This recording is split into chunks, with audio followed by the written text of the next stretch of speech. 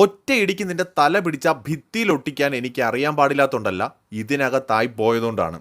മനസ്സിലായ? ഇതിനകത്തായത് കൊണ്ട് ഞാൻ ചെയ്യുന്നില്ല. നിനക്ക് പവർ കാണണോ? ഞാൻ കാണേണ്ട സമയത്ത് നിനക്ക് കാണിച്ചു തരാം. ഇത് റോക്കിയുടെ ഡയലോഗാണ്. ഇന്നത്തെ എപ്പിസോഡിൽ പ്രേക്ഷകർ കണ്ടു കാണുമെന്ന് ഞാൻ വിചാരിക്കുന്നു. ഗബ്രിയോടും ജാസ്മിനോടും നമ്മുടെ റോക്കി വന്ന് പറഞ്ഞ ഒരു ഡയലോഗാണ്. അത് നല്ല രീതിയിൽ ജാസ്മിനും ഗബ്രിയും റോക്കിയെ പ്രൊവോക്ക് ചെയ്തിട്ടുണ്ട്. അതിന് മുമ്പ് റോക്കി ഇവരെയും പ്രൊവോക്ക് ചെയ്തിട്ടുണ്ട്.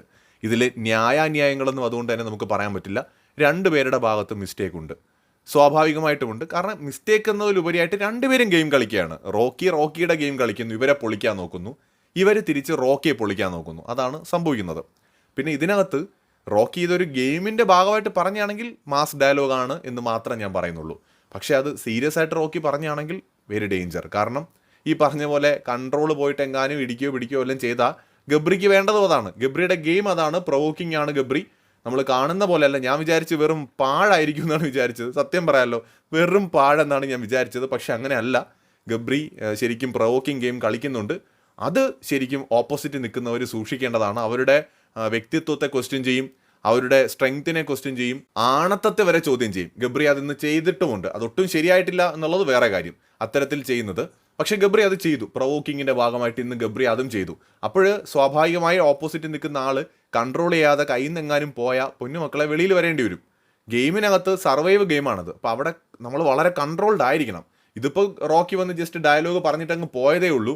ആ സമയത്ത് ഈ ഗബ്രി ഒരു ഡയലോഗ് അടിച്ചു എന്ന് വെച്ചോ, നീ ആണാണെങ്കിൽ ഒന്ന് തൊട്ടു നോക്കടാന്ന് പറയുമ്പോൾ അത്രയും ആൾക്കാർ നിൽക്കുമ്പോഴാണ് പറയുന്നത്. പുറത്ത് പ്രേക്ഷകരുണ്ട്, വെളിയിൽ ഫാമിലി ഉണ്ട്. സ്വാഭാവികമായിട്ട് ഒരു നിമിഷവും ഈഗോ അടിച്ച് എന്നാ പിന്നെ എന്നാന്നും പറഞ്ഞുകൊണ്ട് ഒരു ഇടിവെല്ലാം വെച്ച് കൊടുത്താൽ തീർന്നു. ഉറപ്പായിട്ടും ചിലപ്പോൾ അത് നമ്മുടെ റോക്കി ചെയ്ത് കളയും. അതാണ് ഇതിനകത്ത് ഇപ്പോൾ കാണുന്ന ഒരു അപകടകരമായ ഒരു കാര്യം. റോക്കി കൺട്രോൾ ചെയ്ത് കളിച്ചാൽ പൊളിയാണ്, ലാസ്റ്റ് വരെയും പോവാം. ഇവിടെ ഗബ്രി ശ്രമിക്കുന്നത് റോക്കിയെ വീഴ്ത്താനാണ്. കാരണം ഇത് ഞാൻ പറഞ്ഞില്ലേ, ഫസ്റ്റ് ആ ക്യാപ്റ്റൻസി ടാസ്കിൽ തുടങ്ങിയ കലിപ്പാണ്. അത് ഇതുവരെ തീർന്നിട്ടില്ല, അത് ഇനി തുടരുകയും ചെയ്യും. പിന്നെ റോക്കിയുടെ വാക്കുകളും റോക്കി ഒന്ന് സൂക്ഷിക്കണം. ഗബ്രി ചുമ്മാ പ്രൊവോക്ക് ചെയ്യുമ്പോൾ അതിൽ പോയി വീണ് കൊടുക്കരുത്. അതിനെ ഓവർകം ചെയ്ത് പോകണം. അല്ലാതെ ആ പ്രൊവോക്കിങ്ങിൽ പോയി വീണിട്ട് വായി തോന്നിയതൊക്കെ വിളിച്ചു പറഞ്ഞാൽ അതും പണിയാവും. എന്തായാലും ഇവർ തമ്മിലുള്ള ഈ ഒരു പ്രശ്നം ഇത് വൻ സീനായിട്ട് മുന്നോട്ട് പോകാനാണ് ചാൻസ്. മിക്കവാറും ഇത് ആരെങ്കിലും ഒരാൾ പുറത്താവുന്നതിലേ അവസാനിക്കും എന്നാണ് എനിക്ക് തോന്നുന്നത്.